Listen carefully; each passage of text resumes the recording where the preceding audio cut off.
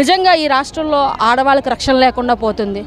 14 ఏళ్ళ 8వ తరగతి చదువుతున్న బిడ్డని అనంతపురం జిల్లాలో, అంటే మనం ఆ జిల్లా పేరు మాత్రం చెప్పి ఊరి పేరు గ్రామం చెప్పట్లేదు, అటువంటి పిల్లని 14 మంది రేప్ చేసి 8వ తరగతి పిల్లని దాడి చేసి విచక్షణారహితంగా కొన్ని 6 నెలల నుంచి అమ్మాయిని శారీరకంగా మానసిక హింసిస్తుంటే ఎటువంటి చర్యలు తీసుకున్నారో కూడా ఇంతవరకు ఈ హోమ్ మినిస్టర్ చెప్పలేదు.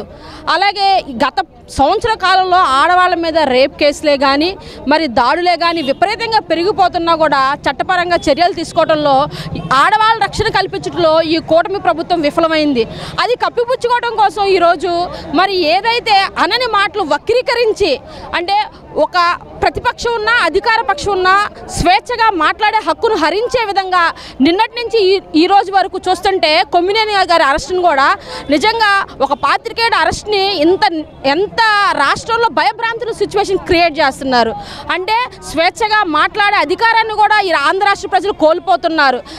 మా మీద దాడులు జరుగుతున్నాయని చెప్పుకోవటం కూడా బాధితులు భయపడే విధంగా మరి ఈరోజు ఈ రాష్ట్రంలో కూటమి ప్రభుత్వం వ్యవహరిస్తుంది. దీన్ని పూర్తిగా మేము ఖండిస్తున్నాం కూడా. బాధితులు వచ్చి తమ బాధను చెప్పుకోలేని స్వేచ్ఛ హరిస్తున్నారు ఈ ఆంధ్ర రాష్ట్ర ప్రజలు. దీన్ని కేంద్రం ఒకసారి గమనించాలి. ఈ ఆంధ్ర రాష్ట్రంలో ఏం జరుగుతుంది, ఎందుకు ఆడవాళ్ళు రోడ్డు మీదకి వచ్చారు, ఎన్ని మరి దాడులు జరిగినాయి, ఎన్ని రేప్ కేసులు రిజిస్టర్ అయినాయి, ఎంతమంది మహిళలు విచక్షణారహితంగా మరి కొట్టారు అన్న విషయం మీద ఈ ఆంధ్ర రాష్ట్రంలో మరి ఈ ఎమర్జెన్సీ అలర్ట్ని కేంద్ర ప్రభుత్వం ఒకసారి గమనించాలి. అధికార పక్షం ప్రతిపక్షం అని కాకుండా మరి ఏది ఏమైనా సరే ఆడవాళ్ళ మీద జరుగుతున్న దాడిని ముక్కంటితో అందరూ ఖండించాలని కోరుకుంటున్నాం. మహిళల భద్రత 0.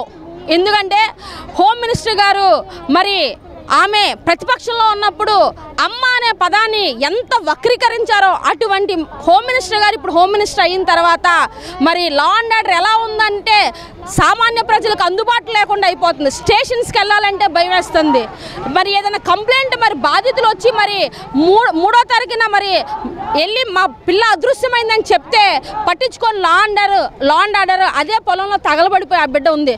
లా అండ్ ఆర్డర్ ముందుగా స్పందించుంటే 3వ తారీఖు ఇచ్చిన కంప్లైంట్కి మరి లా అండ్ ఆర్డర్ మరి పోలీస్ వారు స్పందించుంటే ఆ అమ్మాయి అలా సజీవ దహనం అయ్యేది కాదు.